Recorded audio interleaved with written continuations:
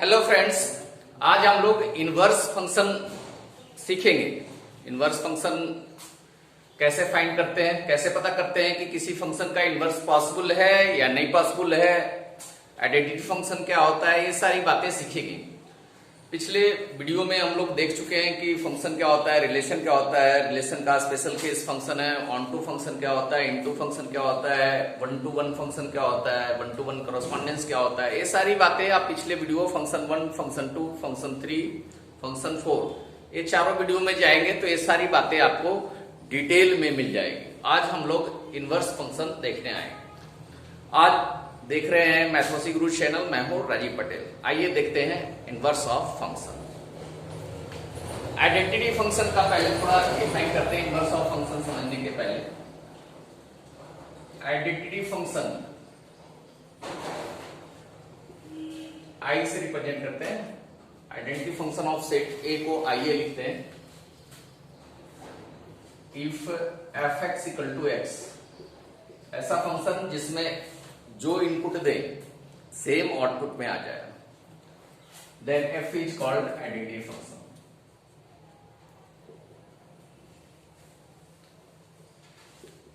Identity function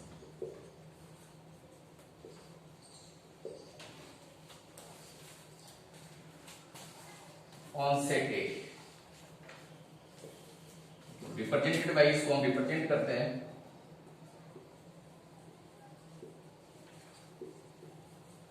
आइए।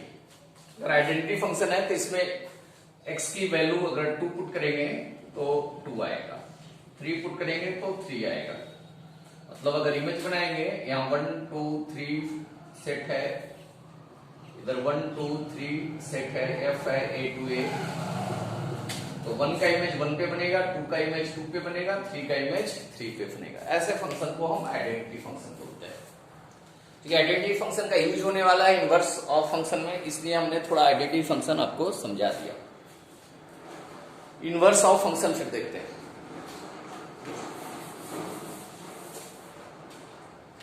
किसको बोलते हैं inverse of function?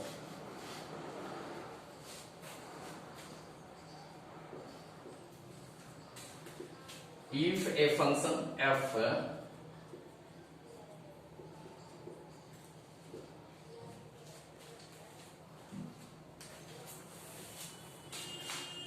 if for a function f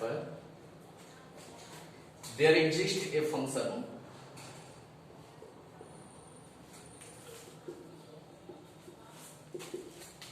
g y to x, मतलब f का अगर डोमेन x है, कोडोमेन y है, तो g का वो डोमेन y और कोडोमेन x होना चाहिए, such that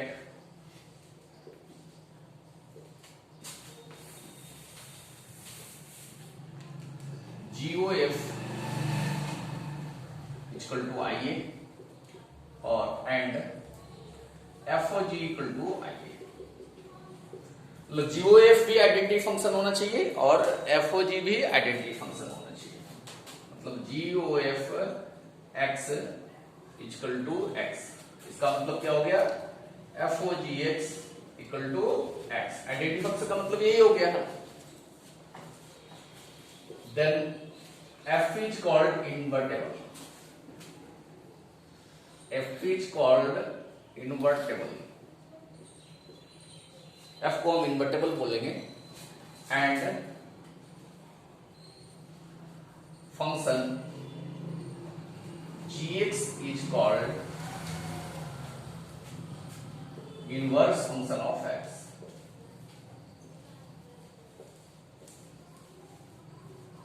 inverse function of F X, मतलब g equal to F inverse. ये होता है इनवर्स फंक्शन का डेफिनेशन। थोड़ा सा है ना थ्योरेटिकल लग रहा है, अभी हम प्रॉब्लम एग्जांपल लेके इसको समझाएंगे तो बहुत आसानी से समझ में आ जाएगा। अब इस पे है ना जो भी कंडीशन है उस कंडीशन को समझने का प्रयास करेंगे कि कैसे फंक्शन का इनवर्स एग्जिस्ट करेगा और कैसे फंक्शन का इनवर्स नहीं एग्जिस्ट करेगा। जो बेसिक अंडरस्टैंड करना है, अंडरस्टैंड करने वाली बात है यही है कि किस फंक्शन का इनवर्स एग्जिस्ट करेगा और किस फंक्शन का इनवर्स एग्जिस्ट नहीं करेगा। तो तो आइए है ना इसके तक जाते हैं। फंक्शन जब हम डिफाइन कर रहे थे तो फंक्शन में हमने आपको समझाया था कि फंक्शन वैसे रिलेशन को बोलते हैं जिसमें सेट ए टू बी अगर फंक्शन है तो ए के सभी एलिमेंट का इमेज एग्जिस्ट करना चाहिए, यूनिक एलिमेंट एग्जिस्ट करना चाहिए, मतलब एक से ज्यादा एलिमेंट नहीं होना चाहिए। सेट ए के सभी एलिमेंट का इमेज हो बी में, सेट बी में इमेज हो और यूनिक इमेज हो, एक से ज्यादा इमेज ना हो। तो आप देखिए अगर कोई फंक्शन है, एक फंक्शन है 1 2 3 4 A B C D C, चलिए ए बी सी डी मान लिया 1 2 3, ठीक है। एफ डिफाइंड है, ए टू बी है, एफ डिफाइंड है ए टू बी, एक फंक्शन दिया हुआ है, इसमें तो कोई डाउट नहीं है ना कि ये फंक्शन है। सेट ए में 3 एलिमेंट है, तीनों का इमेज बी में है और यूनिक इमेज है। तो इसका इनवर्स अगर निकालेंगे तो क्या होगा, 1 का इमेज सी पे बन रहा है तो सी का इमेज 1 पे बनेगा, 2 का इमेज ए पे बन रहा है तो इसके इनवर्स फंक्शन में ए का इमेज 2 पे बनेगा, 3 का बी पे बन रहा है तो बी का 3 पे बनेगा। तो इसका अगर इनवर्स हम बनाएंगे, इनवर्स फंक्शन मान ले इसका जी है, तो इनवर्स बनाएंगे तो क्या होगा आप सोच सकते हैं। अगर जी इसका इनवर्स है, जी इक्वल टू एफ इनवर्स, ये बी टू ए डिफाइन है, तो बनाएंगे तो क्या होगा, इधर ए बी सी डी हो जाएगा, मतलब 2 का ए पे आ रहा है इमेज तो ए का 2 पे आएगा, 1 का सी पे आ रहा है तो सी का 1 पे आएगा, 3 का बी पे आ रहा है तो बी का 3 पे आएगा। ए इनवर्स हो गया, यही होगा ना इनवर्स, एफ का इनवर्स मतलब उल्टा जस्ट इसका हो गया। इनवर्स तो हो गया, लेकिन फंक्शन के बेसिक डिफिनेशन पे जाइए। फंक्शन का बेसिक डिफिनेशन बोलता है कि अगर सेट ए से सेट बी के लिए फंक्शन डिफाइंड है तो सेट ए के सभी एलिमेंट का इमेज होना चाहिए। तो यहां पे सेट है ना, पहले वाले सेट जो डोमेन सेट है इसके सभी एलिमेंट का इमेज है क्या, बी में, वो डोमेन में है इमेज क्या, बी का इमेज नहीं, बी का इमेज तो ये जी क्या फंक्शन होगा, नॉट ए फंक्शन, ये फंक्शन ही नहीं होगा।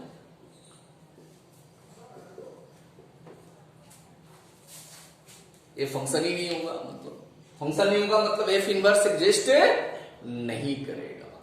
तो अगर ऐसा फंक्शन है तो इसका इनवर्स एग्जिस्ट नहीं करेगा। इनवर्स एग्जिस्ट करने के लिए क्या होना चाहिए, अब आप माइंड में सोच सकते हैं कि कंडीशन क्या होना चाहिए इनवर्स एग्जिस्ट करने के लिए।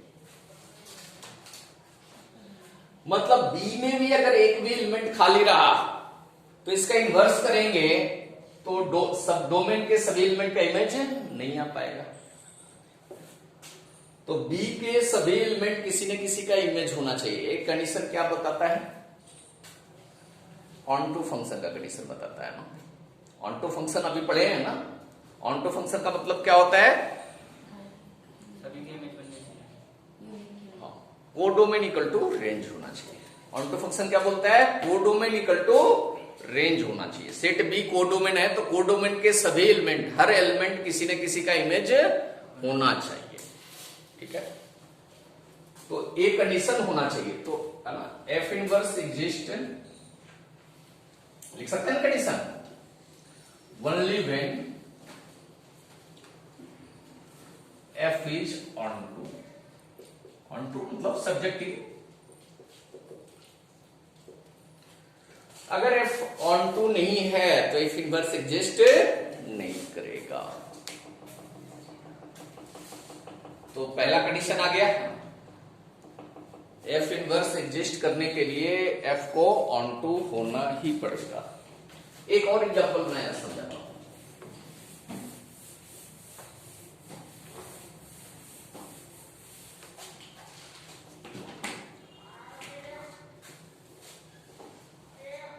1 2 3 4 है, ए बी सी है, ए बी सेट है, एफ है आपका ए टू बी, 1 का इमेज बी पे बन रहा है, 3 का ए पे बन रहा है, 2 का सी पे, 4 का बी पे। ठीक है, अब इसका एफ इनवर्स बनाएंगे तो कैसा बनेगा बताइए।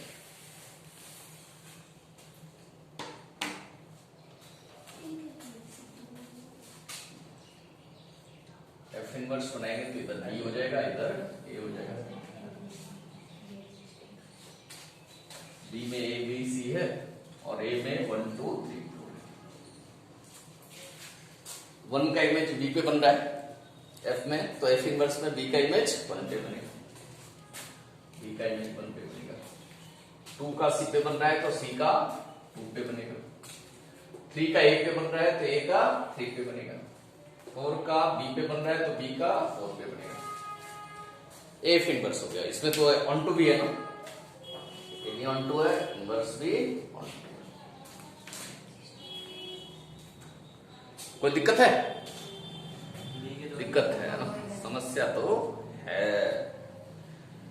फंक्शन के बेसिक डिफिनेशन में, बेसिक कंडीशन में बोलता है कि प्रत्येक एलिमेंट का यूनिक इमेज होना चाहिए, एक से ज्यादा इमेज नहीं होना चाहिए, और यहां बी का एक से ज्यादा इमेज है, तो ए तो फंक्शन ही नहीं, F inverse is not a function. तो आप ऐसा बोल सकते हैं ना कि F inverse is not a function, so inverse of s f is not exist,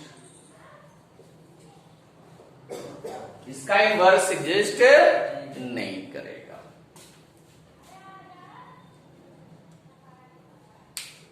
तो मतलब जहां भी मेनी टू वन होगा, कहीं भी है ना, कहीं भी मेनी टू वन होगा तो इनवर्स करेंगे तो 1 टू मेनी आ जाएगा, और 1 टू मेनी तो फंक्शन ही नहीं होता है भैया। एक एलिमेंट का अगर 2 से ज्यादा पे इमेज बन गया तो वो फंक्शन ही नहीं होगा। तो अगर कहीं भी मेनी टू वन है तो उसका इनवर्स एग्जिस्ट नहीं करेगा। मतलब क्या होना चाहिए, इनवर्स एग्जिस्ट करने के लिए क्या होना चाहिए, 1 1 होना चाहिए, 1 to 1 होना चाहिए। तो 2 कंडीशन आ गए हैं।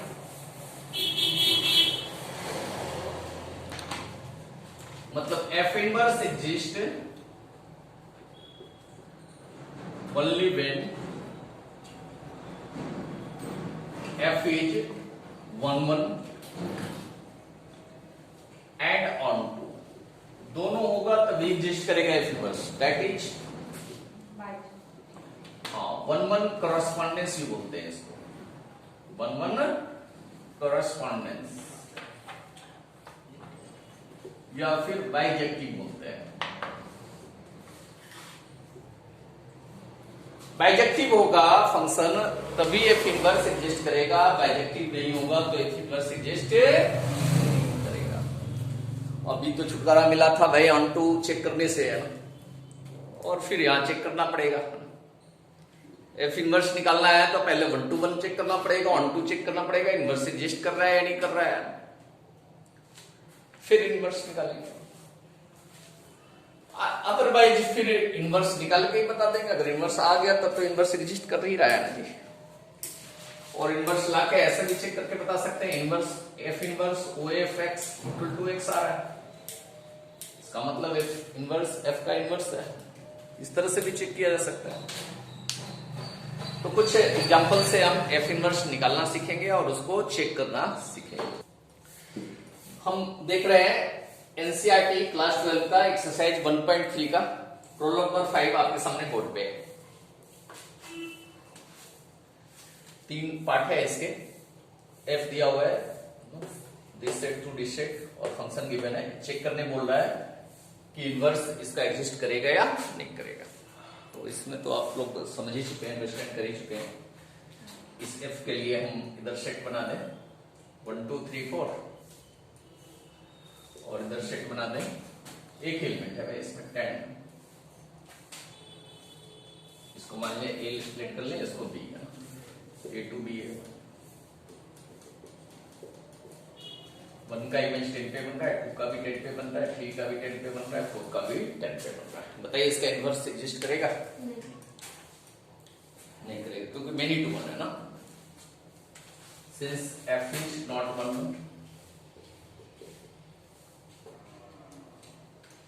नॉट 1 1 नहीं है ना, सो f inverse is not exist. अब कोई पूछेगा 1 1 क्यों नहीं है भाई? 1 1 इसलिए नहीं है क्योंकि f2 इक्वल टू है ना, f1 equal to f3 equal to f4 है, 10 के बराबर है, सारे वैल्यू 10 के बराबर है, बट 2 नॉट इक्वल टू 1 है, 1 2 3 इक्वल नहीं, मतलब fx1 इक्वल टू fx2 है, but x1 not equal to x2। Next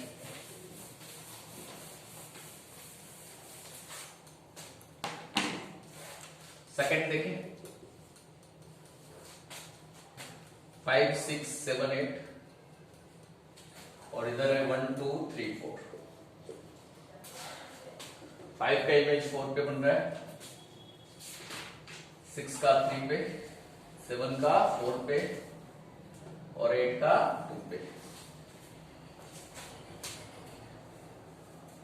inverse exist करेगा?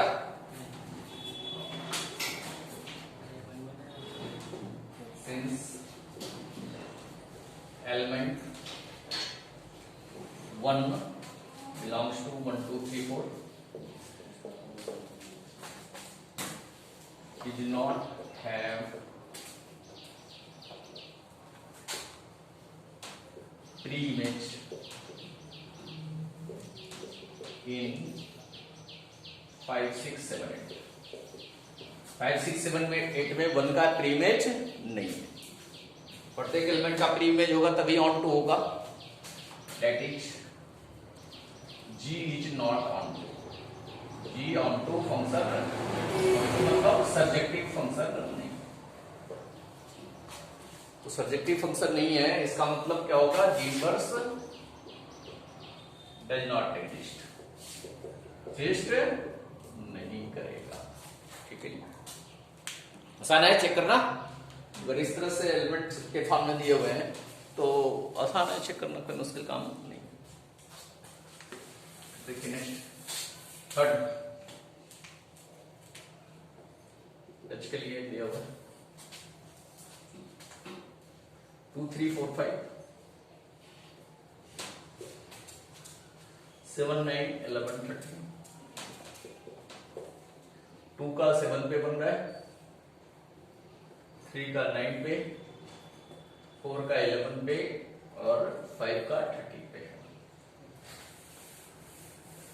तो क्या होगा? 1 1 भी है और ऑन टू भी है।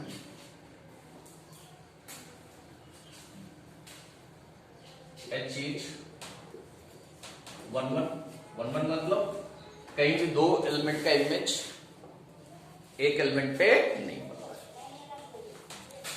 एंड ऑन टू बोथ, मतलब H इज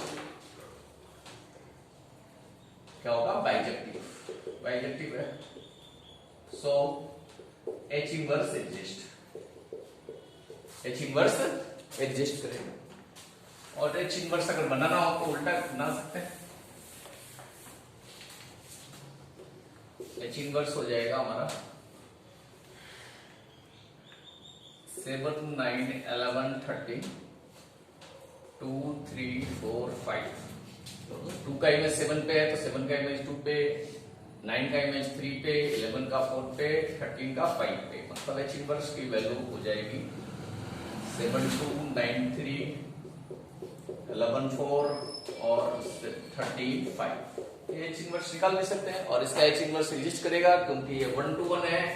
एक एलिमेंट का इमेज एक पे ही बन रहा है, दो एलिमेंट का इमेज कॉमन नहीं है तो 1 1 है, और डोमेन वाले सेट में प्रत्येक एलिमेंट किसी न किसी का प्री इमेज है, इसलिए ये ऑन टू भी है, मतलब इंजेक्टिव भी है और सर्जेक्टिव भी है, मतलब बाइजेक्टिव है। तो F inverse H inverse exist करेगा। हमने H इनवर्स निकाल के भी दिखा दिया। अब नेक्स्ट प्रॉब्लम देखते हैं। अब देखते हैं problem number 6। So that function given by f(x) = x upon x + 2 is 1 1। हमें 1 1 शो करना है। सबसे पहले तो 1 1 शो करने का क्या तरीका है, f(x1) = f(x2) लेके चलेंगे। अगर x1 = x2 आ गया तो 1 1 है ना, तो हम लेके चलते हैं। लिखते हैं f(x1) = f(x2)। fx गिवन है, इसमें x = x1 पुट करेंगे, x1 upon x1 + 2, और इसमें x के लिए अगर x2 पुट करेंगे तो x2 upon x2 + 2। इसको सॉल्व करके देखेंगे, अगर x1 = x2 आ गया तो 1 1 है, x1 = x2 नहीं आया तो 1 1 नहीं। क्रॉस मल्टीप्लाई कर दीजिए, x1 multiplied by x2 + 2, x2 multiplied by x1 + 2, ये ओपन होगा तो x1 x2 + 2x1 = x1 x2 + 2x2। x1 x2 cancel out हो गया, 2x1 = 2x2, x1 = x2 आ गया। लिख सकते हैं हेंस f is 1 1।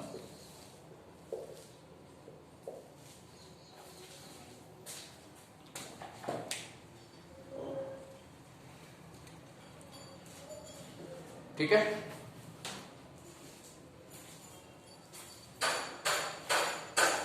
अब इन्वर्स करने के लिए वैसे तो हमें ऑन टू भी चेक करना चाहिए, लेकिन ऑन टू चेक करने की जरूरत नहीं है। क्यों नहीं जरूरत है, क्योंकि इन्वर्स इसका नहीं निकालने का है, ये तो ऑन टू नहीं है। इन्वर्स निकालने का है function f -1 1 2 range of f, है ना। डोमेन सेट की जगह पर क्या कर दिया, रेंज। तो यहां पे डोमेन सेट ही रेंज है। जब डोमेन इक्वल टू रेंज है तो 1 2 तो होगा ही होगा। 1 2 का डेफिनेशन, बेसिक डेफिनेशन ही है कि डोमेन रेंज के अगर बराबर हो जाए तो फंक्शन ऑन टू होगा। तो यहां डोमेन के जगह ही रेंज ऑफ एफ लिख दिया है, मतलब ये तो ऑन टू है ही है। तो इसका इनवर्स एग्जिस्ट करेगा। क्यों करेगा, क्योंकि 1 1 हमने प्रूव कर दिया है, और जो फंक्शन दे रखा है उसमें रेंज डोमेन के जगह पर लिखा हुआ है, ये ऑन टू है, तो इसका इनवर्स एग्जिस्ट करेगा। अगर इनवर्स एग्जिस्ट करेगा तो इनवर्स फाइंड कैसे करेंगे, ये प्रश्न है कि इनवर्स फाइंड कैसे करेंगे। वो फाइंड करने का भी तरीका मैं बताता हूं आपको। इनवर्स का मतलब होता है क्या,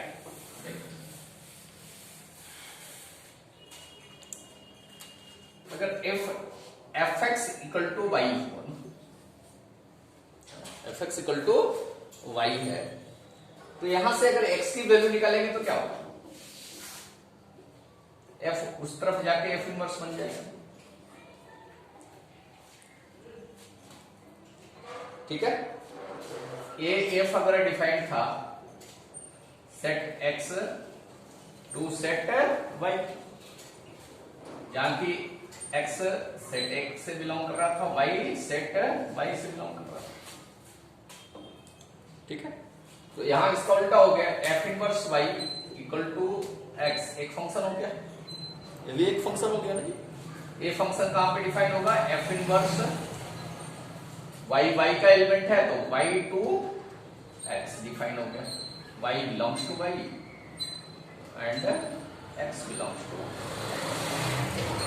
इनवर्स हो गया इस फंक्शन का।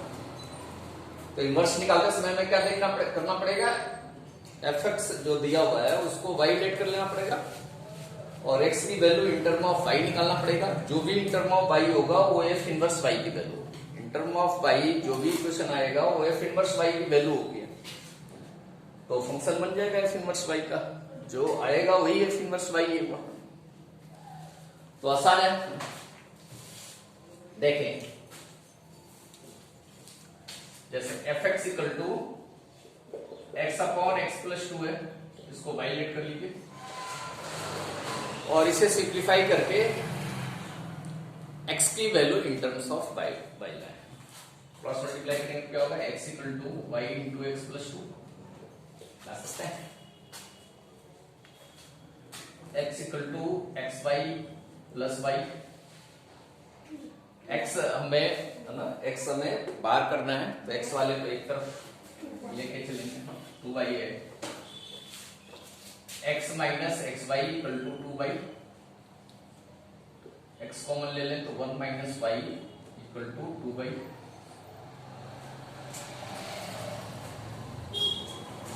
x equal to 2y upon 1 minus y आ गया।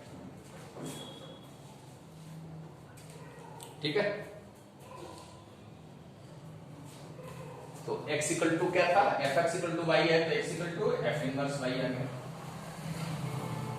तो f इनवर्स y की वैल्यू आ गई 2y अपॉन 1 माइनस वाई। ये इनवर्स फंक्शन हमारा हो गया।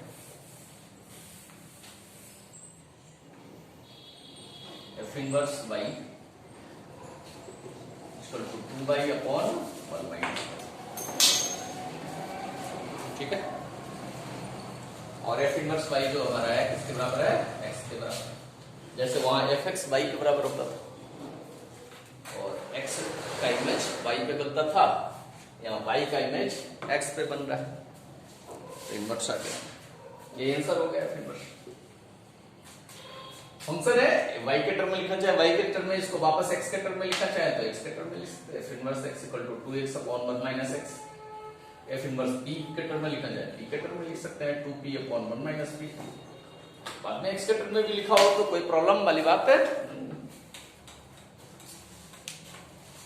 इसका डोमेन y हो गया सेट y, जो इसका रेंज था वो डोमेन हो जाएगा, और x आपका वो डोमेन हो गया। x सेट क्या था, -1 to 1 आपका वो डोमेन हो गया।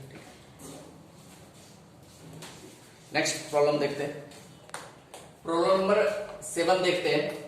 Function real number to real number है, fx equal to 4x plus 3 है।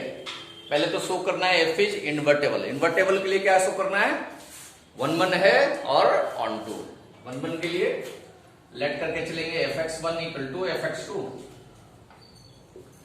fx1 का मतलब 4x1 प्लस 3 और fx2 का मतलब 4x2 प्लस 3। 1 1 फंक्शन का मतलब है ना, दो का इमेज सेम ना हो, तो हम इमेज सेम लेके चल रहे हैं दो डिफरेंट एलिमेंट का, और प्रूव कर दे कि दोनों एलिमेंट सेम है, डिफरेंट नहीं है, तो 1 1 प्रूफ हो जाएगा। 3 से कैंसिल आउट हो जाएगा। 4x1 equal to 4x2,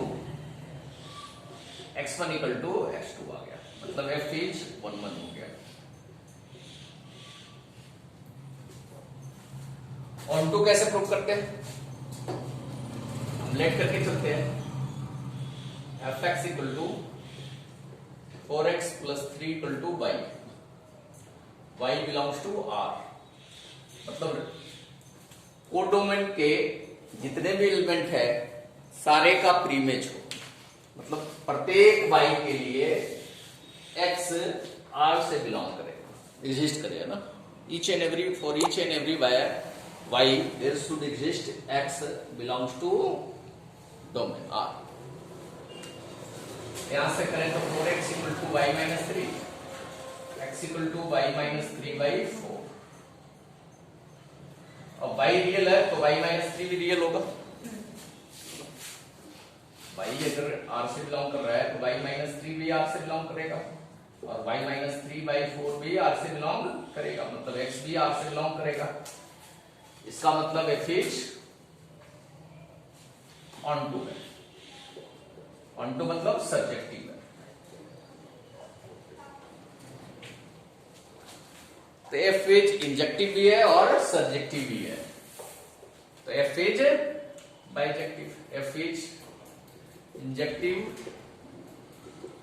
as well as subjective.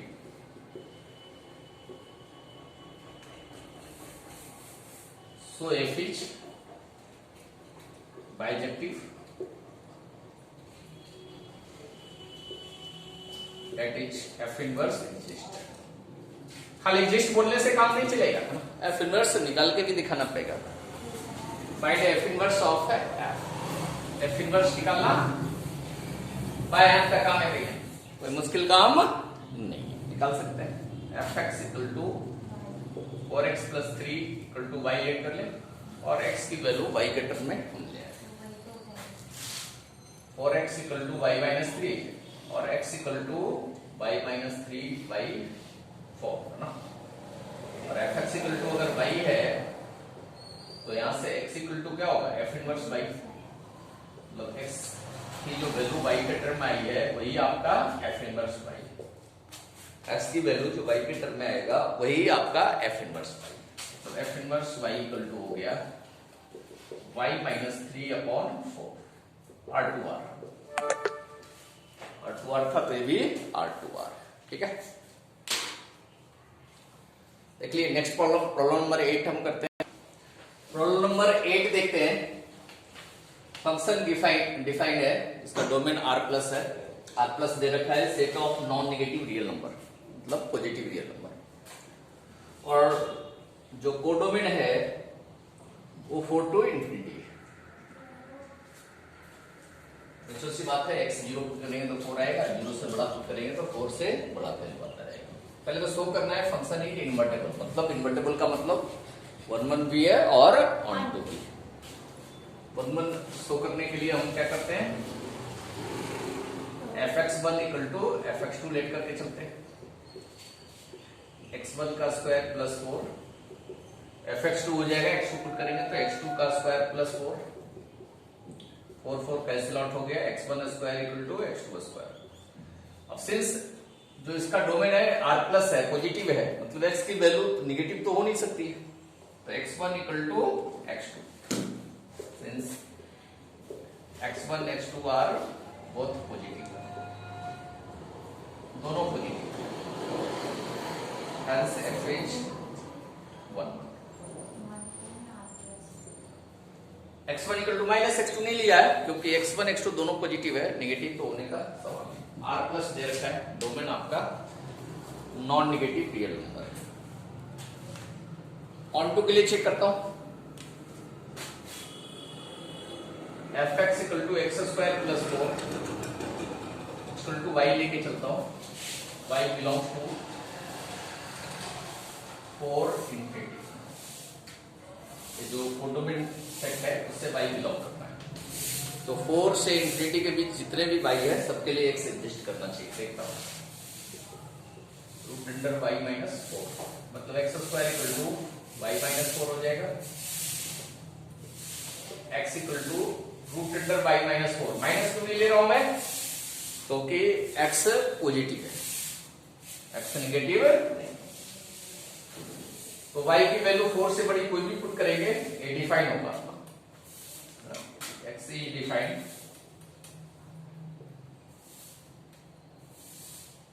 for y minus 4 greater than equal to 0। Root जो है वो रियल होता है, रूट रियल होता है जब रूट के अंदर वाली वैल्यू पॉजिटिव, मतलब y greater than equal to 0, 4, मतलब 4 टू इंफिनिटी, हर प्रत्येक y के लिए x क्या है, for every y belongs to 4 to infinity, x belongs to R, मतलब प्रत्येक y के लिए x एग्जिस्ट करता है, तो मतलब f is on to, that is f is on to, 1 1 भी है और on to भी है, hence f is इन्वर्टेबल है, f इन्वर्टेबल, और इन्वर्टेबल है तो एफ इनवर्स की वैल्यू भी फाइंड करिए, एफ इनवर्स की वैल्यू जल्दी से फाइंड करिए, एफ इनवर्स क्या होगा बताइए,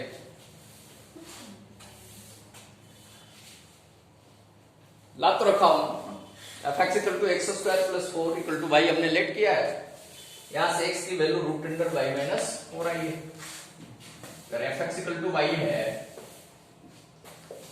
तो X equal to F inverse Y होगा, तो F x equal to Y तो हमने लेट किया है, तो एक्स की जो वैल्यू आई है वही तो एफ इनवर्स वाई है ना, मतलब एफ इनवर्स वाई की value root under Y minus 4, ये शो हो गया, रूट हो गया,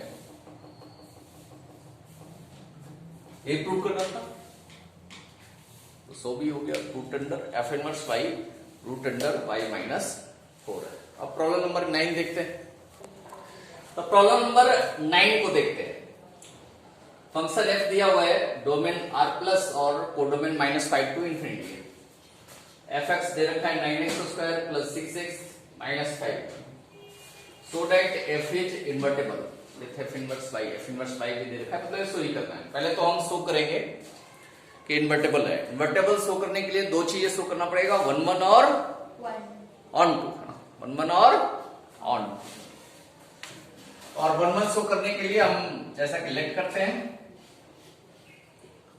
fx1 इक्वल टू fx2 है, fx1 इक्वल टू fx2 है, मतलब 9x1 का square plus 6x1 minus 5 equal to fx2 put करें तो x2 पुट करेंगे तो 9x2 का square plus 6x2 minus 5, minus 5 तो कैंसिल आउट हो जाएगा। सबको एक तरफ ले आता हूं, 9x1 का स्क्वायर माइनस 9x2 का square plus 6x1 minus 6x equal to 0 हो जाएगा। 9 कॉमन ले लिया जाए, x1 का स्क्वायर माइनस x2 का स्क्वायर, इधर से 6 कॉमन ले लिया जाए, x1 minus x2 equal to 0। ऊपर लिखता हूं A square minus B square, A square minus B square को हम लिख सकते हैं A minus B into A plus, तो 9x1 minus x2 into x1 plus x2 plus 6x1 minus x2 equal to 0।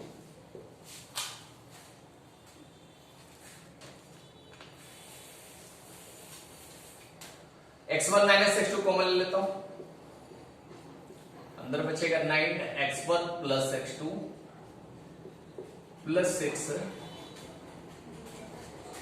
Equal to 0। जब दो का multiply 0 हो तो आयतर पहला टर्म 0 होता है और दूसरा टर्म 0 होता है, दोनों में से कोई एक 0 होता है ना। तो पहले इसको देख के चलते हैं, अगर ये 0 होगा तो इसको 0 होने की जरूरत नहीं है, और अगर ये नॉन जीरो होगा, सेकेंड टर्म नॉन जीरो होगा, तो पहले 9x1 प्लस x2 प्लस 6 को देखते हैं। 9x1 प्लस x2, अगर ये 0 होगा तो क्या होगा, 9x1 प्लस x2 माइनस 6 हो जाएगा, x1 plus x2 minus 6 upon 9 हो जाएगा। और आप देख रहे हैं कि x1 x2 दोनों पॉजिटिव है, x1 x2 बोथ पॉजिटिव है, नॉट पॉसिबल, तो दोनों का सम कभी निगेटिव हो सकता है। H x1 belongs to r plus and x2 belongs to r plus, that is both non negative, दोनों नॉन नेगेटिव है, दोनों नॉन नेगेटिव है, तो दोनों का सम तो कभी नेगेटिव नहीं हो सकता। मतलब क्या हो गया, 9 into x1 plus x2 plus 6 not equal to 0, ये पार्ट 0 नहीं हो सकता। तो x इंटू वाई 0 है, y नहीं 0 है, तो x तो पक्का है कि x1 minus x2 equal to x1 equal to x2। Image हम इक्वल लेके चले और उसका प्री इमेज भी इक्वल आ गया, that is f is 1 1, f आपका 1 1। अब ऑन टू पे आते हैं, ऑन टू हो जाएगा तो इन्वर्टेबल भी हो जाएगा, 1 1 तो हो ही रखा है ना, एक तो मर ही चुका है, दूसरा मार देंगे तो इन्वर्टेबल प्रूफ हो जाएगा। ऑन टू करिए, देखिए कैसे ऑन टू प्रूफ होगा।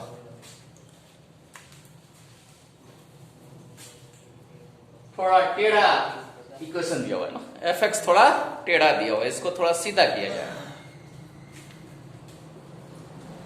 fx equal to 9x square plus 6x minus 5 equal to y let कर लेते हैं।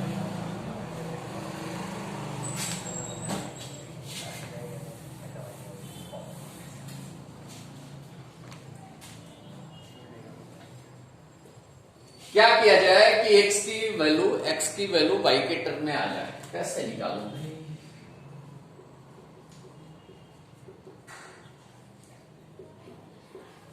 कैसे फाइंड किया जाए x की वैल्यू y के टर्म में? क्वाड्रेटिक इक्वेशन बना के करेंगे, सही नहीं है ना। क्वाड्रेटिक बनाएंगे कॉम्प्लेक्स आ जाएगा, मुश्किल होगी। हम थोड़ा उल्टा सोचते हैं। कैसे उल्टा सोचते हैं? दोनों तरफ बैंड ऐड कर देते हैं।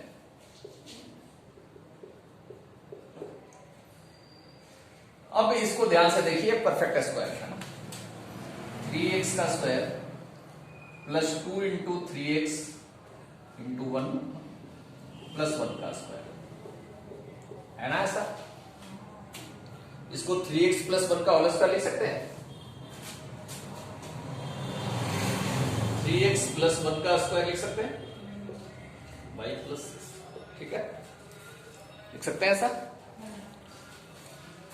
और 3x प्लस 1 इक्वल टू क्या होगा? Plus minus root under y plus 6। ना ना ना ना ना, x आपका क्या है? पॉजिटिव है। x पॉजिटिव है तो 3x भी पॉजिटिव होगा, और 3x पॉजिटिव होगा तो 3x प्लस 1 भी पॉजिटिव होगा। मतलब ये नेगेटिव लगाने की जरूरत नहीं, प्लस माइनस लिखने की जरूरत नहीं है, सिर्फ रूट y प्लस 6 होगा, ठीक है। तो यहां से x निकाल सकते हैं, x फाइंड कर सकते हैं। dx equal to -1 plus root y plus 6। Right side लिखे, तो राइट साइड लिख रखा है -1। x equal to root under y plus 6 -1 divide by 3। अब y कोडोमेन से बिलोंग करना चाहिए, मतलब y बिलोंग कर रहा है कहां से? -5 टू इंफिनिटी। अब y की वैल्यू -5 पुट करेंगे, y की वैल्यू -5 से बड़ा पुट करेंगे, है ना। हाँ, y अगर -5 से बड़ा होगा तो y प्लस 6 क्या होगा? -5 प्लस 6 से बड़ा होगा।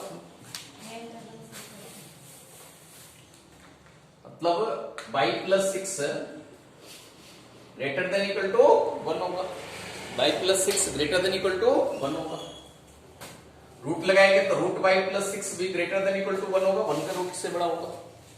मतलब y प्लस 6 माइनस 1 का रूट -1 भी 0 से बड़ा होगा। और एक क्वांटिटी अगर 0 से बड़ी है तो डिवाइड बाई 3 भी 0 से बड़ा होगा। मतलब x ग्रेटर देन 0 होगा। x belongs to r plus आ गया। मतलब -5 से बड़ी y के हर वैल्यू के लिए x r प्लस से बिलोंग करेगा, x नॉन नेगेटिव होगा। -5 से बड़ी y के हर वैल्यू के लिए x एग्जिस्ट कर रहा है जो कि नॉन नेगेटिव है। तो f is onto function लिख सकते हैं पक्का।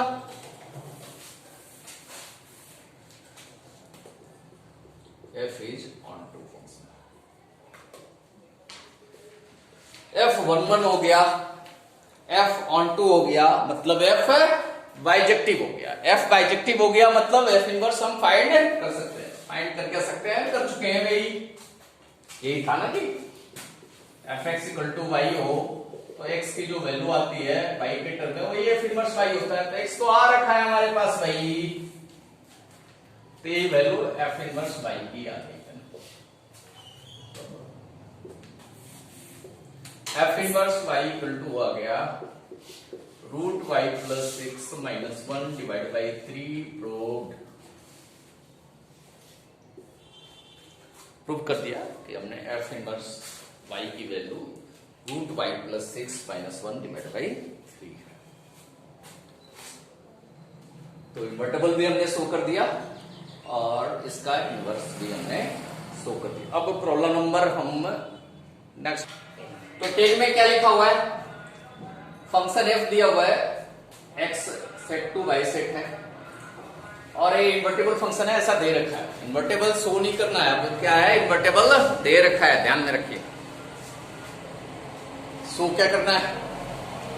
शो करना है f हैज यूनिक इनवर्स तो ऐसा करें, हम लेट कर लें कि एफ के यूनिक इनवर्स प्रूव करना है ना, तो हम उल्टा लेट करके चलते हैं कि एफ के 2 इनवर्स हैं, प्रूव करना है कि एफ के एक से ज्यादा इनवर्स नहीं हो सकते हैं। तो हम उल्टा लेट करके चलते हैं, एफ के 2 इनवर्स हैं, G1 और G2, और प्रूव कर देंगे कि वो जो लेट किया है आपने गलत लेट किया है ना।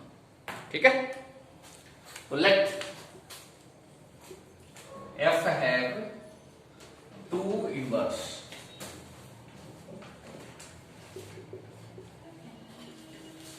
G1 and G2।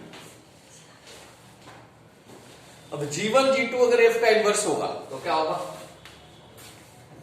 FO G1 X equal to क्या होगा, identity. FO G1 X equal to क्या होगा, identity.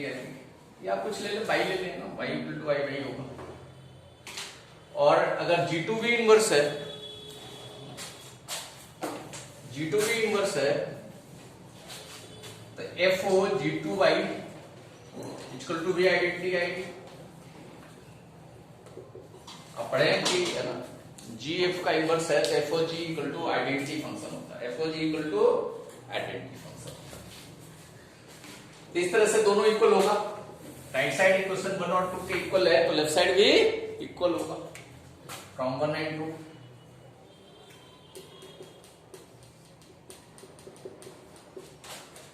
FO G1y equal to FO G2y। इसको इस तरीके से लिख सकते हैं,